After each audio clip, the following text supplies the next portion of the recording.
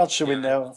Go ahead. well, I think people should know that business schools tend to be the most money making. They tend to be money making machines. They have incredible brand franchises on a global basis. And if you go to any university, top university, you're going to look the best buildings, the best professors, the best resources, the most resources, even the best food in the cafeteria are going to be at the graduate business school. It makes a lot of money for a university, and it is. I mean, basically, the business school oftentimes supports an entire university. Gotcha. What else can we do if we're on the wait list? You said email, you said visit. Is there anything else we Well, can yeah, do? I think you can also talk to current students. I think that's really critically important. I mean, you really, I think if you're on the wait list, you want to get the best perspective and the most holistic perspective you possibly can about a school. And obviously, talking to students who have similar career and academic interests to you is a very good way. Talking to alumni who are recent alumni who really know recently what the program is about. Don't talk to people who've been out of school for 10 or 12 years. Talk to people who are recent alumni. They'll give you their feedback of what a school is about. By talking to people who are current students, oftentimes they may have connections with people in the admissions office. And if they have a connection with a person in the admissions office, don't be afraid to ask for, do you mind if you put in a good word for me? So it's oftentimes it's a little bit tricky asking a favor for someone you don't know, but building relationships with and whoever is tangentially associated with the university or the particular program in hopes they may have some type of connection to the admissions office is really critical. It doesn't work all the time, but it does work on occasion.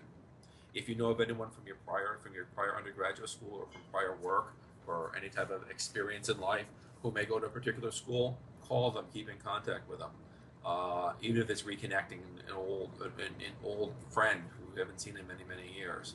I worked with a student about 2 years ago who reconnected. He was put on the wait list at a top five program, and he reconnected with a woman who he went to prep school with, and they were just not very good friends. They knew each other in prep school. They had lost touch with each other for 7 or 8 years, but she happened to be very good friends with the director of admissions, and she actually went to bat for him. And he actually got in 3 days before the program dead, before the start of school.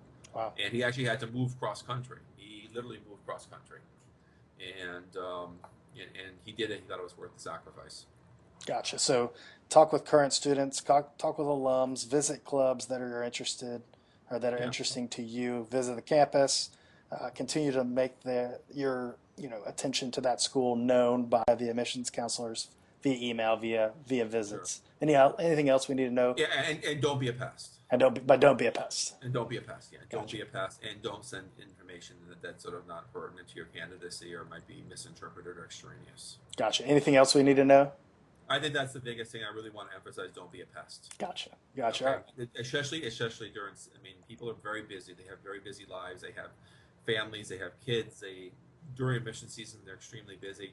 The last thing they need to do is really sort of get emails and get phone calls and be bothered by people um, with stuff that's really not pertinent. Yeah, and that could actually hurt maybe your chances to Oh, get I in. think it has her. Yes, it has her. Gotcha.